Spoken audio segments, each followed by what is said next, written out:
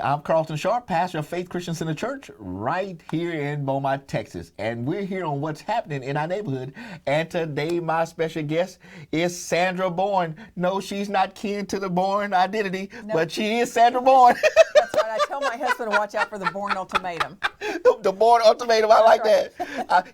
That's some of my favorite movies. Oh, I love those movies. Great movies. Yeah. So Sandra, tell us a little bit about yourself. Well, I'm originally a Panhandle girl, and so the weather we've had lately is not uncommon to me, but there's a reason for living in Southeast Texas. Yeah, it's not for the wind and the cold weather.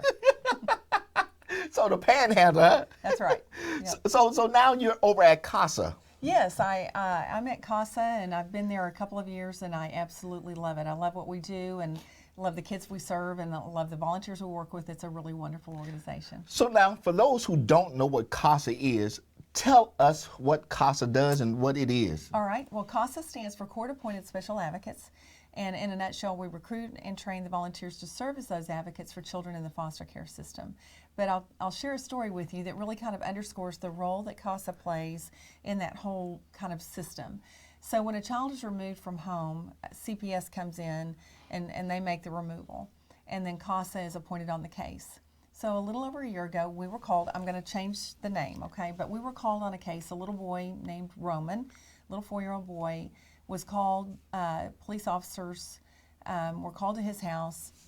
There was not an inch on his body that had not been touched by stepfather in 24 hours. Wow. Yeah. And so we were called on the case, and he was in the hospital. The police responded to that call. When they got to the hospital, another police officer who was then off duty sat with the little boy. He called his wife while he was sitting with the little boy and said, when he's ready to come home, I want to bring him home. And she said, I want that too. Well, the role that CPS plays, they have a certain role, and they said, well, we can't let that happen. You're not a licensed foster home. That's appropriate. That's their role. But what CASA could do is go in that emergency hearing and tell the judge, no, this is where he needs to be. And so they were able to license the home. The little boy stayed with his family for about a year or so and is getting ready to be adopted by family members. He's doing really, really well. But that's the role that CASA plays in that whole thing. If not for CASA, he might not have ever had that experience to live with his police officer and his wife. So when there is a domestic situation at homes and children need to be replaced from that, removed from that, then it's CASA that comes in and says, hey, we'll help bridge the gap. We'll bridge the gap. It's CPS that, they're called first. Okay. And so CPS has licensed foster homes, and so those foster homes take in the kids, or family members. There may be extended family members that take in the children. But CASA plays the role where if we think that the child is not in a good placement, we can take a stand, or if we think that the child is in a great placement, needs to stay there before they're moved somewhere else, we can take a stand on that as well. Now, how many kids do you normally serve on an annual basis? We cover just Jefferson County. Annually, we serve more than 400 children. Wow. At any given time, we have about 130 to 150 cases on our caseload. So that's a lot of kids just in one county. So now, is that a normal statistic on a yearly basis? Mm-hmm. Really? For Jefferson County, it sure is. I mean, that's a sad statistic. It's not getting better. I mean, the ideal thing would be for CASA to go out of business one day, but instead, those numbers of children are increasing. We have an office on Calder, and during National Child Abuse Prevention Month this last year, we set out a cross that represented the life of a child that was extinguished by abuse or neglect in the state of Texas in 2017.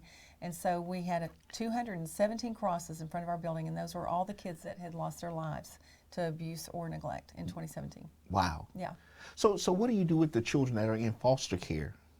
So when the kids are in foster care, this is the fun part actually. When the kids are in foster care, our volunteers are trained. First of all, they go through the background checks and they go through the training, and they get to visit the child, they visit the placement, they visit the schools if the kid's old enough, they may visit physicians or therapists.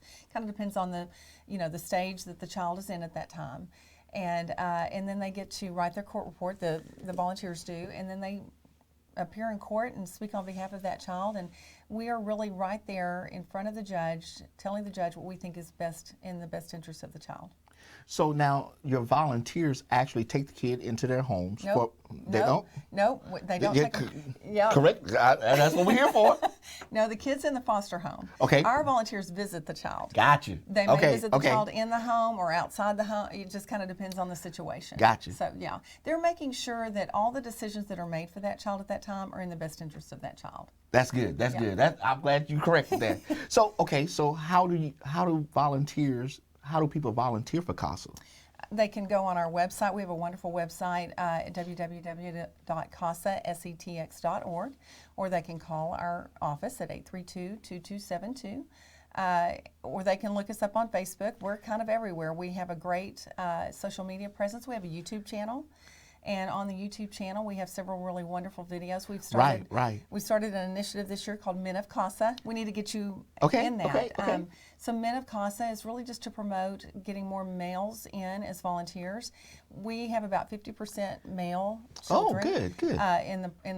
So we serve about 50% males. I mean, you think of the population.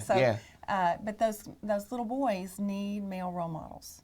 And, it's typically the women who volunteer. They're the ones who oftentimes have a little bit more time sometimes. Right. But we need more men to serve as advocates for these children. Now, you're implementing something new in CASA, some new training. So talk to us about that new training. So what we've realized is that the whole sex trafficking thing has become really a big issue in our country and in our state. It's hit right here at home. And what we've learned, I've gone through several human trafficking trainings myself, and 86%, well, first of all, the kids that are most trafficked are runaways, okay? Runaways from foster care. Well, and so 86% of all runaways are kids out of foster care, absolutely. Wow. And so when I saw that number, I really thought we have an obligation now to go way back on the prevention side and hopefully prevent these kids from running away. And, at the very least, and at the most, certainly we want to keep them from getting into sex trafficking. And so we are working with an organization that has an office in Houston. It's called Love 146. They have the sex trafficking curriculum geared to middle school and high school kids. It's proven. They've got the research to back it up. It's very successful. The governor's office recommends it. And we now have several people trained to implement this curriculum. We have MOUs, Memoranda of Understanding, with Girls Haven, Boys Haven, Hampshire Finette ISD, and we're happy to work with other organizations. We'll work with churches, foster care organizations, juvenile justice, but we will come in and implement this curriculum. It's a 5-course curriculum, a little bit less than an hour each time, and we will hopefully teach these kids how to prevent themselves from getting into sex trafficking. Now, what is the TBRI?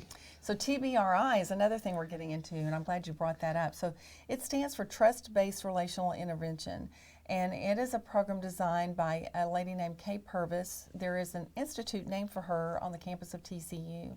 So regular TBR training is about a 2-day training, and it's you can teach it to foster families, teachers, anyone who works with children and youth. To learn how to work with children who've experienced or witnessed trauma.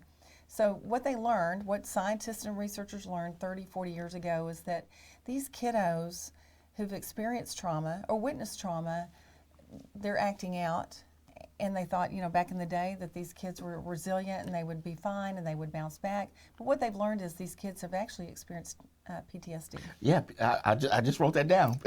Yeah. And post-traumatic stress syndrome. Absolutely. And so, that makes perfect sense. And so this is one of those interventions to work with those kids that have experienced any kind of trauma. And it's not just foster children. I mean, you think about your own life. At some point, a lot of people experience trauma in various ways, and it may not be through family abuse or physical abuse or sexual abuse, but in certain ways they're experiencing trauma. So now, what about the collective family engagement partnership? The collaborative family engagement, we're super excited about that. So what we have learned with CASA is that children experience the best outcomes when they can stay with family. And a lot of times foster children aren't able to go back to their own parents, but maybe there's a grandparent or an aunt or uncle or even cousins. And so what the collaborative family engagement does is it really works very closely with that child and the family, but also CPS and CASA. We're all working very closely together to determine what family member or family members may be available for these kiddos to go to and have the best possible outcomes, long-term outcomes especially. Yeah. Now, Sandra, how does CASA exist? How is it funded? So when you go serve on a jury, and you can sign your $6 a day over to the Victims Assistance.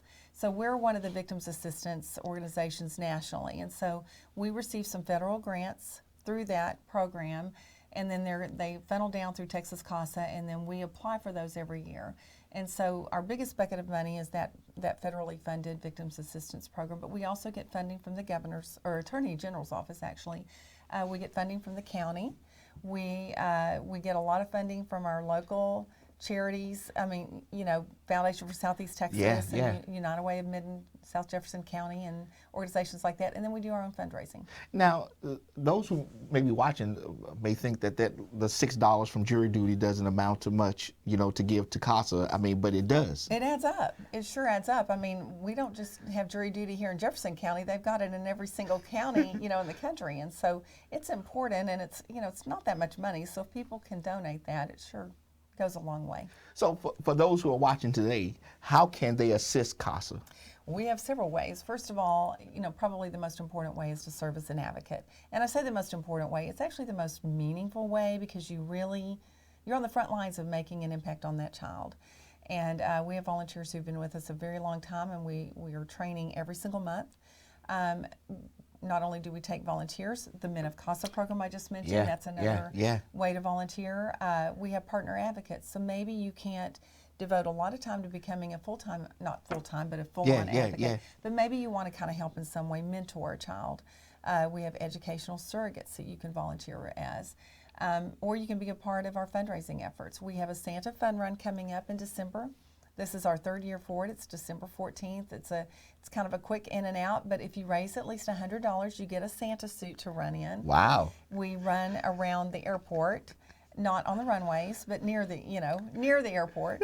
And we'll have a special appearance by Santa, and that's coming up, so it's fun. And again, for those who want to volunteer, I mean, you provide the training for them. Oh yeah, we don't just have them come in and volunteer and we let them loose. No, we provide plenty of training. But it's important. These kids have experienced a lot, Pastor, and we want to make sure that everyone that we have in contact with these children, that they've gone through the background checks, that they know what they're doing in dealing with these children. Again, you talk about the PTSD. Yeah. Some of these kids, it's difficult for them to respond to adults. Maybe they don't trust adults. And so we teach these advocates what to do. Wow. Well, Sandra, now, final closing moments, what would you like to turn to the audience and tell them today? Well, we just appreciate the support of everyone in Jefferson County. And again, if you want to volunteer, please call our office at 409-832-2272. Check out our website. We have a great website. It's www.casasetx.org. We also have a great social media presence. Check out our Facebook, our Instagram, our YouTube channel, and just learn more about CASA, and feel free to get involved. Hey, they're all on social media, so just go get it all. But listen, if you have the opportunity to volunteer for CASA, hey, give them a call. It's about being an advocate for somebody who is in need. And who can't speak for themselves. Who can't speak for themselves. Giving a voice to a child who would not have a voice otherwise. Well, listen, I want to thank Sandra for joining us today, and I want to thank you for joining us on What's Happening in Our Neighborhood, and we will see you next time on our broadcast.